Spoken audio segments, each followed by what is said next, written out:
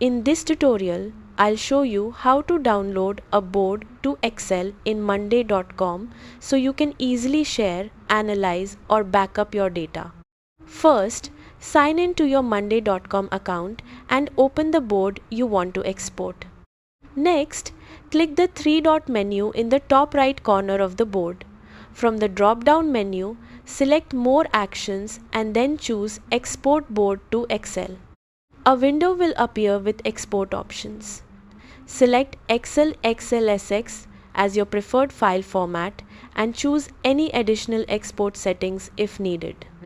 Once you're ready, click Export and wait a few moments while monday.com prepares your file. After the export is complete, the Excel file will automatically download to your device. Open the file in Microsoft Excel to view and work with your board data. That's it.